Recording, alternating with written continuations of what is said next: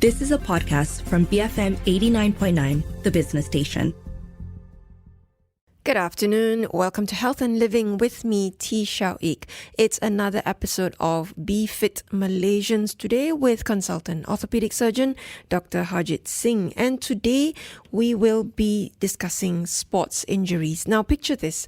You've had an acute injury from playing a sport, maybe football or badminton, whether it's with your friends or as part of a club or an amateur league. Who should you see to help you along with your recovery journey?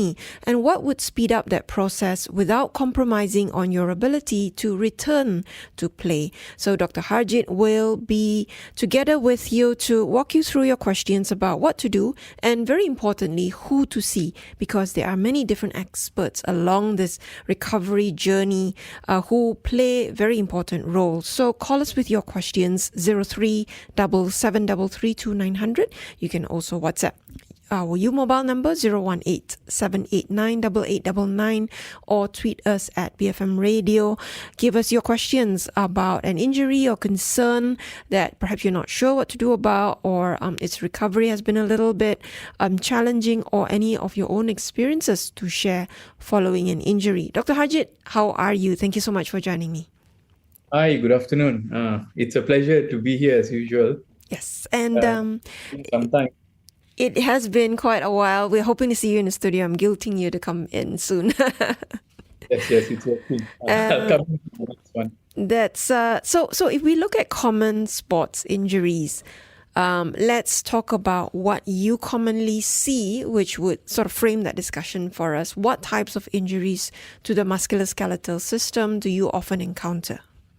Okay, so in my practice, if someone is coming in, normally the injury would be a substantial one. But to put it out there, and generally 90% of sporting injuries are actually mild and of very low grade. That means most of it consists of those contusions, which are just bruised soft tissue, mild muscle strains, and probably sprains of certain ligaments in a very mild manner. The big injuries, they actually show up very clearly. There's no doubt about what's happening. You can dislocate your joint, rupture a major ligament, and those injuries you tend to make a beeline directly to your healthcare provider or the emergency at the hospital. So the big thing is that a lot of injuries are mild, but the idea also is not to miss the big one. And so what rule of thumb do we use? Is it the severity or degree of pain that you'd experience? I think a safe way to look at it is that when an injury happens, let's say you get a twisting injury at the ankle. Okay, it's a common injury. It can happen wearing a high heel. That's not sporty. Or, while playing badminton, or even going for a run. Okay. Now, if you're able to put weight on the part and it's not grossly looking very odd, and it's not swollen grossly, sometimes we then know that in all possibility, this is a low-grade injury. You can do the acute care that we normally say, the RICE protocol. You rest it, you immobilize it, you compress it and elevate. So you put an ice pack and you see how it goes. Now, if it's something simple, you should get better within the first 24 hours or so. If you're feeling worse or not much better, then you should get it looked at. And that doesn't mean you need a specialist consult right away. Going to a healthcare provider, you can go to your family general practitioner. He can give you a good assessment. I'm always available, ortho, sports train, and then you have also the sports medicine physician. But you go to somebody that you trust, who you regularly see. He kind of knows the base at which you are at, how active you are, and what's your pain threshold. I've had patients coming in with a fracture at the foot due to an injury, but they walked in. So it's actually a package. But the thing is, when you're in doubt, just go see someone. Just your doubts cleared. I think safer.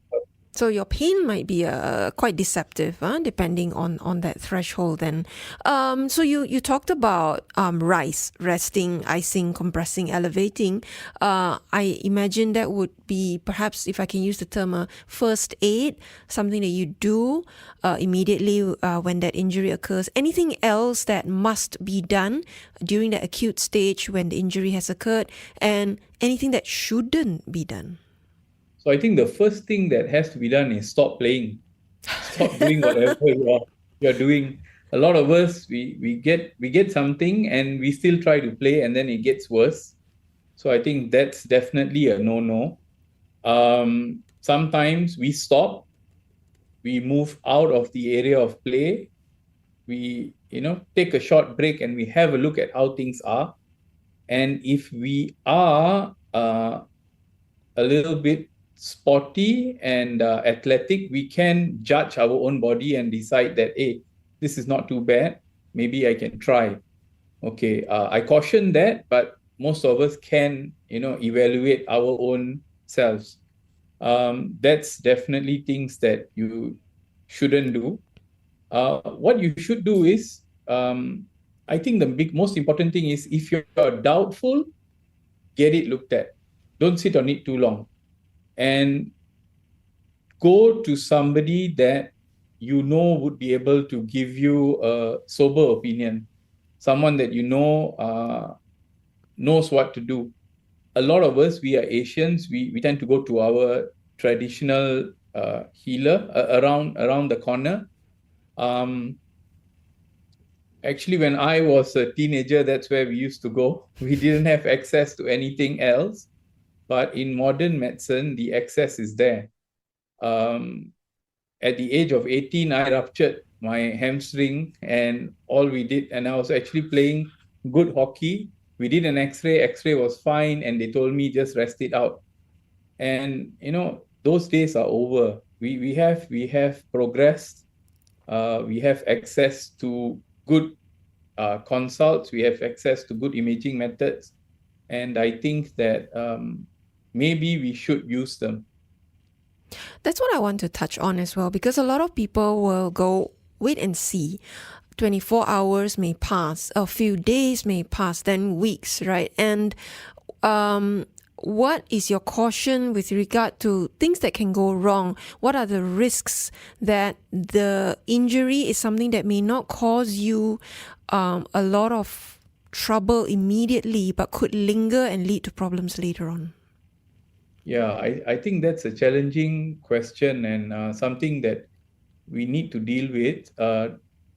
Now, to put it simply, is that if you're going to not see someone, but you're going to ice an acutely injured part down and you're going to rest it, most of the time the weight does not do anything dramatically bad, okay, to the injured part. I think that's one. Because if it was a joint dislocation or a significant fracture, you won't be able to do that. You will be extremely troubled. You won't be able to sleep through the night, and you would just come grumpy to the emergency room at the hospital. But if you look at injuries which are caused by overuse, that means repetitive smaller injuries to a part. Now, these not treated well from the word go will linger on. And once you seek treatment, the recovery process is going to be longer because there's a lot more damage that has happened. And the body has had to compensate and caused overloading in different other parts of the body. Say if you have runners can get an iliotibial band syndrome, that's tightened tissue on the outer part of the leg, outer part of the knee. And if you don't address that, you will notice that you tend to then get pain in the front of the knee, you get patella tendinitis, and a lot of other things happen at the same time. So there is a knock-on effect. So it's not that if you don't get immediate attention, you're going to bleed and die. Oh, that may happen. It depends how bad your injury Let's is. not rule But that out. Yeah. okay, that's quite clear to see. But if you don't get appropriately treated and wait for a longer period of time, recovery is slower. And sometimes injuries, you can go into a chronic pain state. What I'm trying to say is that when you injure a part, it's not only injuring the tissue around it, you also heighten the responses from the nerves which generate the pain impulses. And if that is left unchecked, over time, the recovery is slower. You can get that nerve irritation at that part, despite the fact that the structure itself has healed off well. So that's another thing that we are mindful nowadays. We qualify pain as nociceptive when it's due to tissue injury, and also neuropathic when there's a nerve element to it. So there's a lot of things at play. And the ripple effects that you mentioned is when the body compensates for that injured part, and the problems sort of keep growing outwards instead of just being concentrated at that site. Yeah, then what happens is you tend to move the body part differently because you want to protect the parts that's supposedly injured, and then you cause strain and misuse of certain other parts of the body. And, then a solution becomes something which has to be looked at from many different directions, when it could have been coned down to that one injured part and sorted out immediately. So it comes back to not ignoring signs that something is wrong. Yes, I think that's the safest thing. Not ignoring does not mean running straight to someone, but not ignoring means if you're going to decide that you want to self-treat it, evaluate it, don't go into denial. No, I feel better. Everybody is around you is telling you that, hey, you look horrible. The ankle looks horrible, but you are saying, no, I feel better. No, it doesn't work that way. You have to be real about things. All right, we'll go for a quick break and continue this discussion with Dr. Harjeet Singh, consultant orthopedic surgeon, about dealing with sports injuries, knowing what to do, and very importantly, who to see. We've got a great message that I will share when we come back, but keep those thoughts or questions coming in. You can WhatsApp us at our U-Mobile number 018-789-8899, call us 03-7733-2900, or tweet us at BFM Radio. We'll be right back on Health and Living, BFM 89.9. Welcome back to Health and Living with me, T. Xiao Ik, and my guest who's joining on Zoom today, consultant orthopedic surgeon Dr. Harjeet Singh, for another episode of Be Fit Malaysians. We're discussing what to do in the event of a sports injury, whether it's something we're using sports as an entry point, but as Dr. Harjeet pointed out, you could very well twist your ankle, because of wrong footwear, landing badly. So if you have a question about an injury, a musculoskeletal injury, call us at 03-7733-2900. You can also WhatsApp us at 018-789-8899, or tweet us at BFM Radio. We're going to be spending a bit of time talking about who you should see. And I want to preface that with a message from a listener. As someone who was a former swimmer, I've injured both my shoulders from competitive swimming, and I cannot stress enough the importance of a good physiotherapist that you can trust. A good physio will go beyond just treating the pain and will provide routines or exercises to prevent the injury from recurring or worsening. I also need to highlight how much a good coach can help in terms of injury prevention. Some coaches ignore signs of injury and instead opt to push the athlete all out instead of being more careful. Certain techniques in doing the sport can prevent the injury from forming in the first place, as certain movements, if done incorrectly, can and will result in long-term damage beyond a short-term injury. Dr. Harjeet, with that in mind, let's talk a little bit about the different roles of different healthcare professionals in the process of I think our listener has pointed out very rightly so, prevention as well as healing and recovery. Yeah, okay. I think we should bring her on the show. Absolutely. Because Please. I like the way she put everything in a nutshell. Okay, Yes. let's look at this. It is safe for me to say today that a lot of us, if we get injured, you're not going to come and see Harjeet. He may be on BFM, but you're not going to see him. The first person we normally would go and see is our therapist or our physiotherapist, the one that we commonly meet and the one that we trust. Now, it's the same with us. Now, once we have diagnosed the problem and we have decided that there is this direction that we are going to take, the decision is made between us, the treating doctor, and the patient. And the idea is, okay, we're going to start some therapy and rehabilitation. A lot of my patients now, they have a preference to the therapist, which therapist they want to go and see. So I've built repos with physiotherapists around the area, because you can't shut that door and say, no, you're not going to go there, you're not going to go this place, because once you shut communication, it is not going to be good for your patient. So what I do is that I listen to what the physiotherapist is going to possibly do, and what we then do is we discuss the problem and we come to a middle ground that is acceptable to both of us.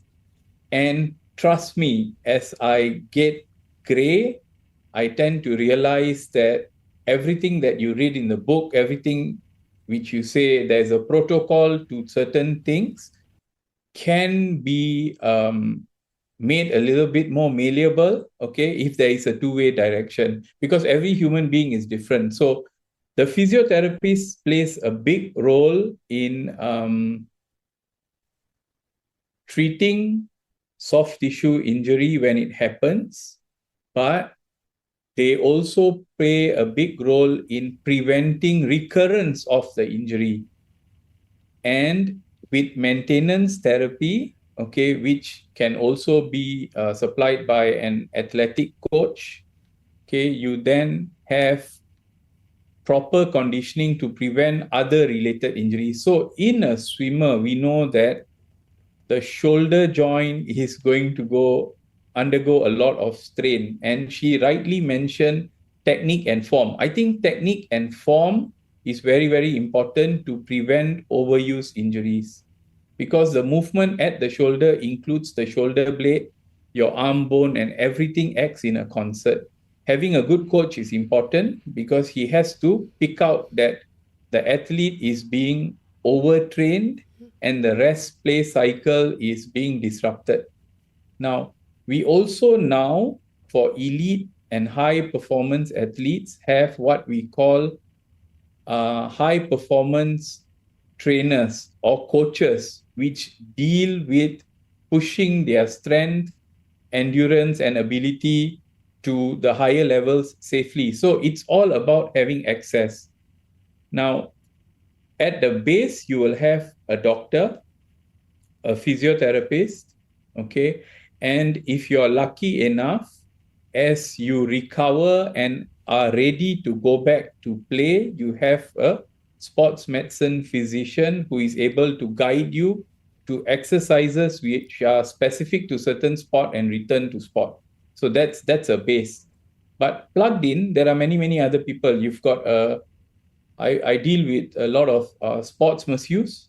Okay, they work on a lot of soft tissue preventive therapy for flexibility and after injury to just knead out all the scars that you have.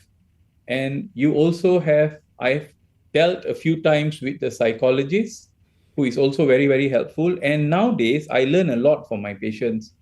Some of them can actually tell me, because everybody heals differently. So some will tell me, the ones who are very sporty, they say, I feel okay. Can we try this? Can we try a bit more? I said, okay, this is what biology tells me. This is the biology of healing. But if you want to do it, these are the red flags that you look for. So it's always a discussion. So I think there are many people out there. The most important person in the middle is the patient. Everybody around is trying to look for the best solution for the patient. The problem is, if you don't communicate, then you're never going to get the best solution. I notice you haven't mentioned the traditional or the alternative practitioners. Chiropractors are somebody who frequently are the first port of call as well. Can you put that into perspective?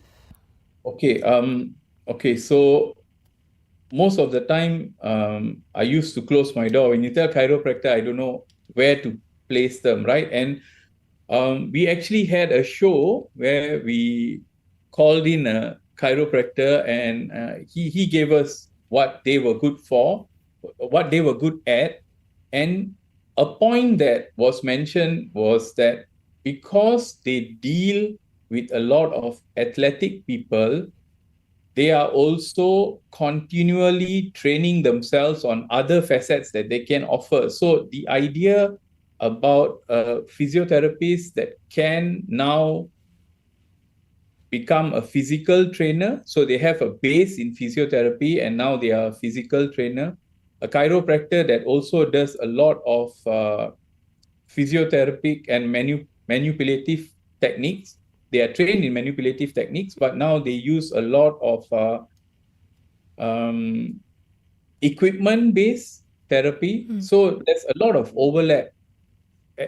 It's very difficult for me now to see a chiropractor purely practicing only chiropractic techniques. There's always someone else in the group that does the other part of it.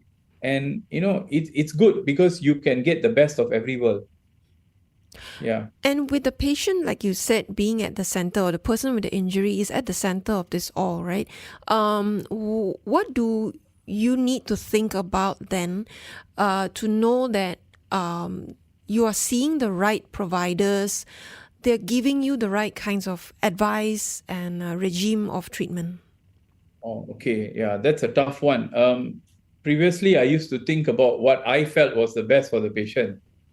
Right? Nowadays, I also listen to the patient, what they feel is best for them. So once the patient tells you their expectations and what they want to achieve, then I can lay out like a groundwork. This is the direction I suggest you to go.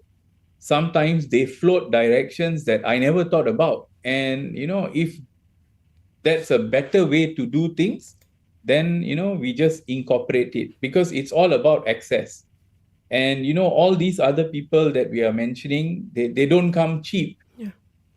The cheapest is Harjeet, but no, what I'm saying is, they don't come cheap. So there is a price point and, there is a intensity that you have to accept to the method that you're going to go through. You pick out and you pay a athletic trainer, you better be ready the amount that the person is going to push you.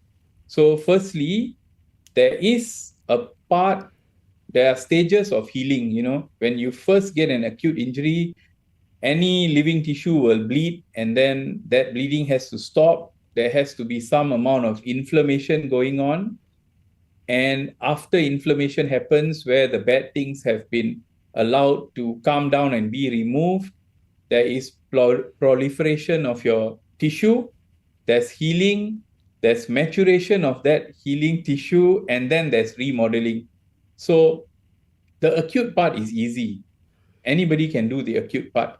Bringing you safely to proliferation, maturation of your tissue, and remodeling, that's where, you are keep pushing the envelope to get better and better. So that is why there are many, many people in that whole journey, and everybody plays a role. What about pain management?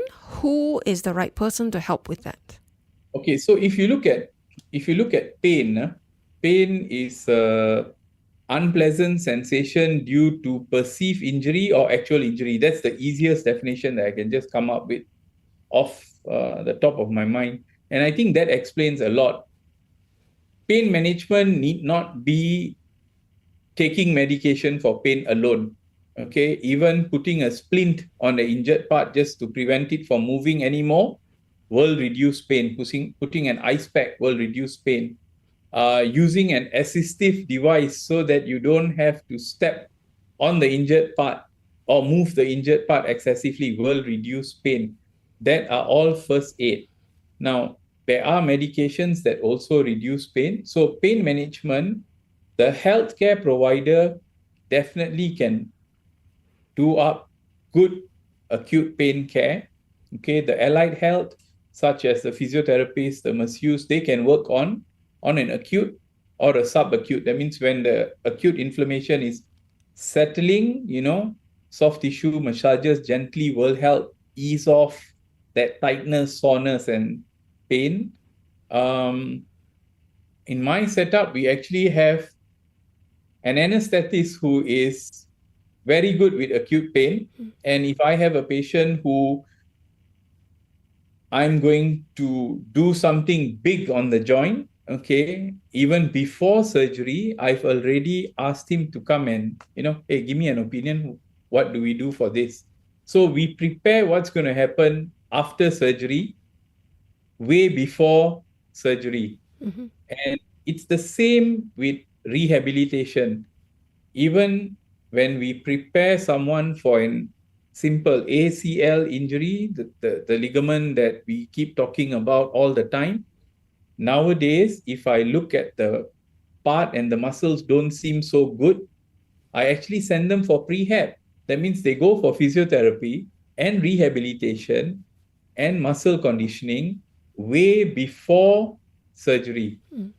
And mind you, retraining a part is not only about retraining the part which is injured, it's also about retraining the other parts. So if you work on the knee, you better be mindful about making sure that your hip, the muscles around the hip, the ankle, the whole body, the lower back, they all also function well again. If not, you are definitely going to have a recurrent injury.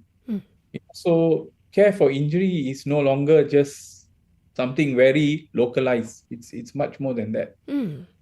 And on the note of medications for managing pain, we have a question here. How long, to the best of your ability, if you can answer this, how long can one take gabapentin for nerve pain? Is there a risk when it comes to long-term usage? Yeah, so, okay, now, if you look at the concept of pain, where we look at pain due to tissue injury, which is nociceptive, and also nerve-related, so gabapentin is used for nerve-related pain. And it depends on why you are using it. If you are having a chronic pain syndrome or an injury which is now cropping up because it's not been treated appropriately, and you've gone into one of those chronic pain syndromes, then you will be on gabapentin for a longer period of time. And that's where a pain specialist, such as the one I mentioned, where I work, he comes into play. So they actually have a pain clinic for chronic pain. So we handle a lot of acute pain.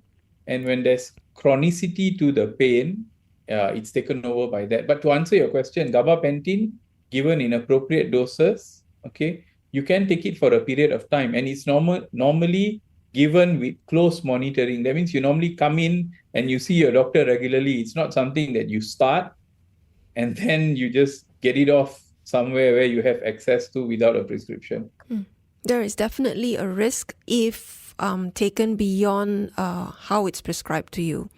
Definitely, even taking paracetamol, which, we say KK when I was growing up, you can't just pop it for a long period of time. There has to be a reason why you're taking it. So speak to your healthcare provider. That's always going to be the advice. We'll come back and continue and address a few more questions. Keep them coming in. You can WhatsApp our U mobile number 018-789-8899. Call us 0377332900 or tweet us at BFM Radio with your questions about an injury, some sort of pain, musculoskeletal problems that you are trying to deal with. Dr. Harjeet Singh, consultant orthopedic surgeon, on the show to address these questions. We'll be right back on Health and Living, BFM 89.9. Welcome back to Health and Living with me, T. Shaik, and Dr. Harjeet Singh, consultant orthopedic surgeon, joining us for another episode of Be Fit Malaysians.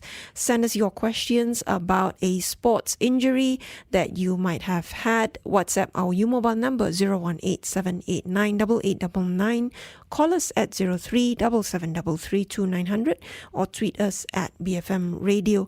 Dr. Harjeet, we have someone here, and I think I love this question because it speaks to something I asked you much earlier in the show about having an injury many years prior, and then it gives you problems down the road. I know you addressed it, but perhaps we can also look at what this listener is asking. Realized my ACL snapped in my 20s. Now I'm almost 50. My knee is still functioning, but I can't squat. What can I do? Yeah. Okay. So the thing about the anterior cruciate ligament is that it controls the rotation of the knee, and yes, a lot of us rupture it. So you're my age, so 20, you would have been probably 19. 20. Okay, so at the age of 20, if you rupture your anterior cruciate ligament, mind you, I don't think you would have stopped playing any sports. So you would have rested a while and you would have continued playing. Initially, you would have tried to, in inverted commas, protect your knee, not go in for those movements that cause the shifting of the knee joint, so to speak, because the knee joint being unstable, the ACL is not there, and you have a knock-on effect because the medial meniscus, which is the cushion on the inner part of the knee, has to take the function of the anterior cruciate ligament to stabilize the knee, and that will tear. Now, once you have tears of the menisci, and every time you have that unstable sensation, your cartilage will get damaged, and over time, the knee will wear out.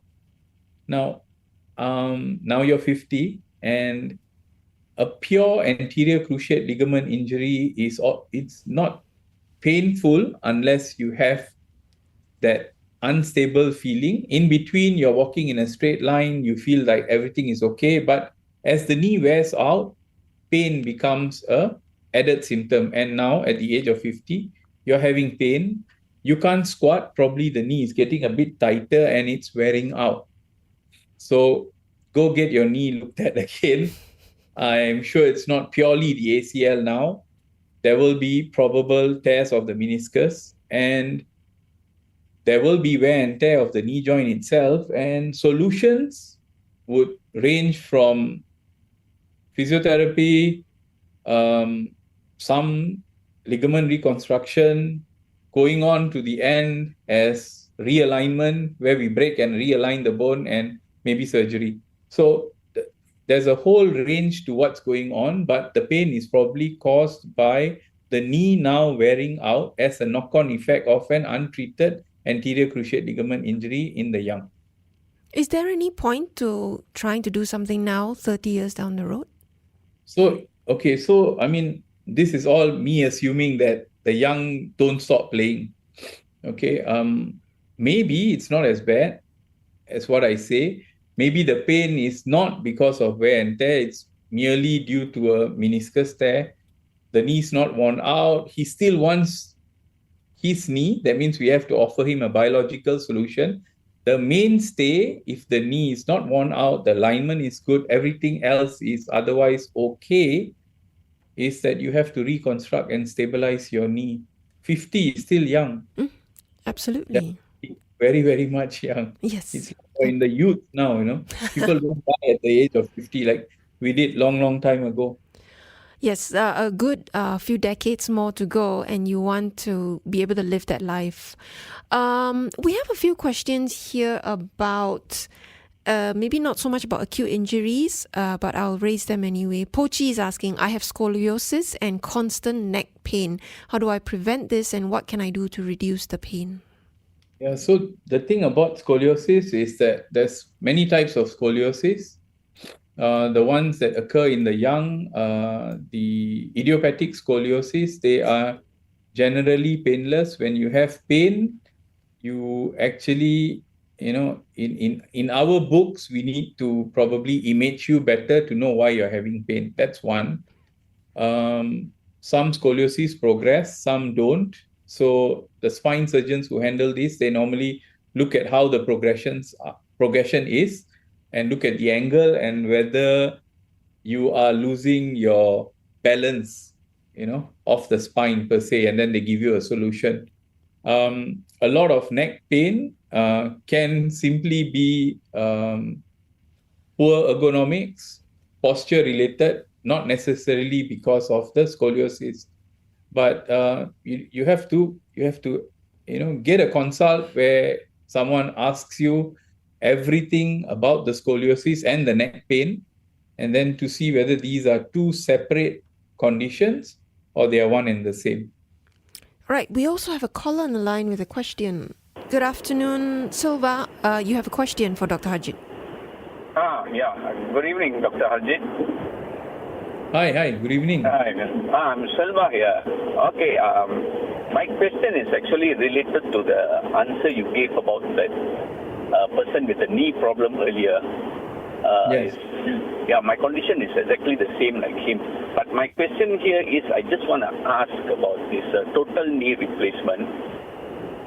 I've been to a few doctors and they have suggested that to me, but they say that it's preferably done at a later age. Why is it so? I just want to know that answer. How old are you now, Silva? I am 57 now, and I'm still actively playing with all the injured knee. And when did you have your injury, Silva? I had it when I was in my 30s, yeah.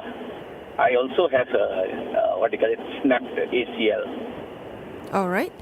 All right. Dr. Harjeet, do you have anything you'd like to clarify with Silva, or shall we just answer it on air? I can answer his question very clearly.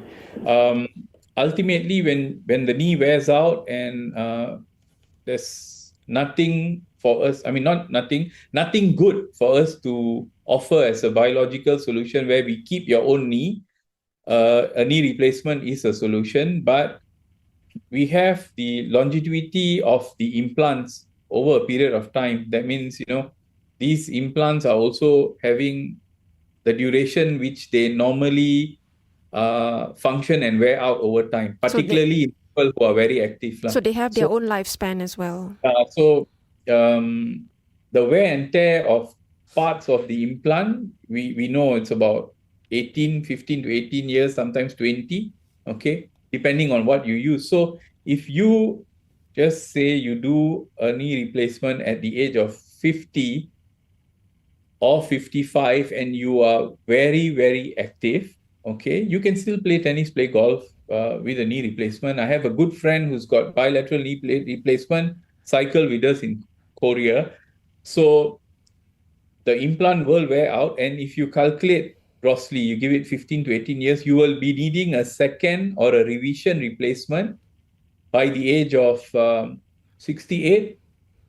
You need a second surgery. So sometimes we try, if your symptoms are not too bad, we tide you over, we try to manage your pain, we tell you that, that crazy hikes that you used to go for and cause the knee to swell up badly, maybe those are the ones that you cut off.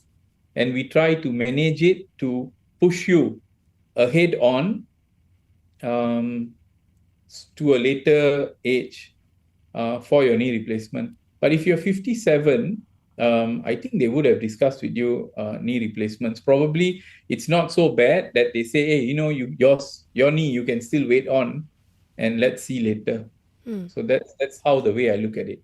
So it's about trying to balance the longevity of the implant and, your lifestyle, your activities, and how long your expected lifespan will be as well.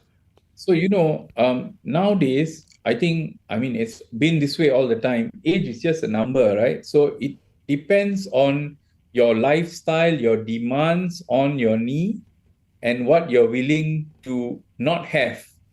So I don't mind a little bit of pain, but I can continue doing whatever I want, which maybe, a knee replacement at that point will kill off certain things that I want to do.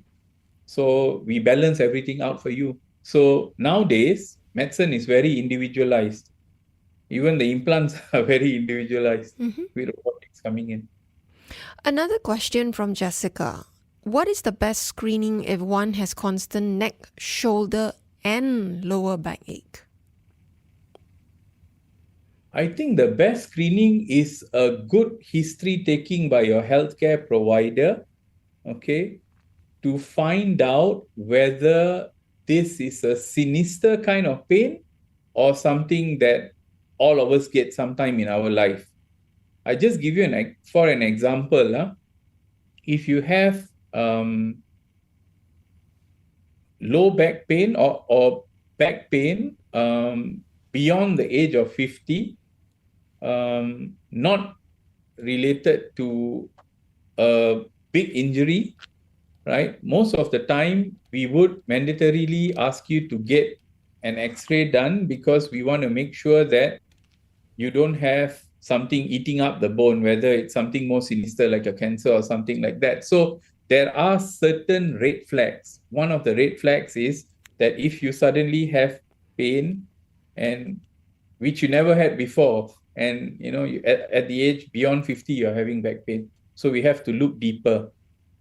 But screening, a lot of screening is not through an examination. Sometimes even a good history, a discussion, you telling me the story can tell me that this is something dangerous or something not. And when you say it's not through it's not just taking an X-ray, it's not just taking some imaging. It is, like you said, the history taking. Yeah, so if someone tells me that, they have back pain and they are losing weight, red flag.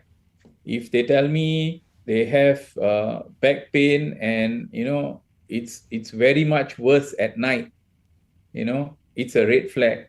If they tell me they have back pain and now I have weakness of my limbs, definitely a red flag. So those are the ones that we don't want to miss. Mind you, that will be like probably 3 or 4% of that 100. But you can miss from the 96, but you can't miss this 3 or 4%, you see, because these are the ones that need immediate and appropriate imaging and care. Yeah. Now, very quickly before we wrap up, Dr. Harjeet, coming back to recovery from an injury, when we are talking about returning to the sport, who is the point person for you to discuss this with and why? Okay, I like this question. Let me put it to you. If I'm going to operate on someone's anterior cruciate ligament, and for some reason it fails, it could have been anybody's fault, but it comes back to my door. So if I'm going to get you back to play, then I normally deal with people that I trust a lot. Okay, so the idea is this. We know that after surgery, you've got this period of time for us to build your muscle envelope around the knee and for the graft that we put in to mature. Okay, the grafts are now very different. We try to get something thicker. We try to use something from your own body. There are artificial grafts, there are cadaveric. So everything is different. Now, if we bring you to the point where rehab has brought you to exercises which are related to sports that you partake in. That means when you go into the rehab phase of sport-specific exercises, generally around 9 to 10 months, okay, I have a sports medicine physician who does an assessment at the 10th month on the strength of both lower limbs. Okay, he works to score the agility of the person itself, and then there is a scoring for the strength, endurance, and range of motion, which you have to be within 10% of your presumed normal side.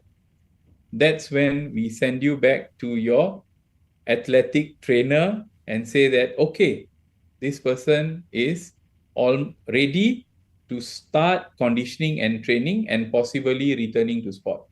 Now, we normally stopped at, the first 2-3 months, we are very good with physio. Then we have to go back to work. I mean, we have to be real about this. We know that the graph will mature at about 10 months. I tell my patients, you can go back to play at 10 months. Some of them who are sporty to begin with want to recover. At 10 months, they have built good muscle bulk, they have got good balance, and their joint position sense is good, and they do well.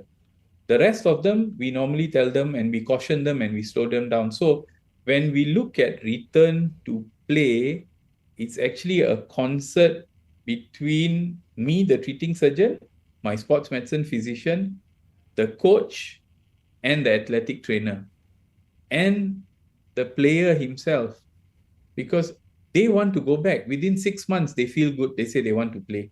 The coach will be saying, hey, you look at this video on TikTok, that fella is playing after 6 months. So there is great pressure to put the player back soon or the person back soon. Now, the thing about doing that, if it works, you become a champion. If it doesn't, then you are going to be the one who's the devil, you see. So we look at biology of healing, which is very science-based. We look at what we can tweak and push. That is based on each individual is different. So we have a rehab structure, but the protocols, the targets, they change. Sometimes I have a good friend who's a trainer and physiotherapist. He tells me there's no such thing as a protocol, but I say there has to be some structure. So we agree there's a structure, but we disagree where the structure is. So everything is very individualized. So return to sport, you have to have good agility, you have to have good strength, endurance, good range of motion, and then you're ready to get back to sports. That consistency, patience. You may hear of the ones who went back very quickly, but you may not hear of those who sort of failed in that recovery, and you don't want to be part of that silent statistic. Dr. Harjeet, thank you so much for answering all our questions today. Consultant orthopedic surgeon, Dr. Harjeet Singh, talking about recovery from sports injuries and who to see. This has been Health and Living on BFM 89.9. You have been listening to a podcast from BFM 89.9, the business station. For more stories of the same kind, download the BFM app.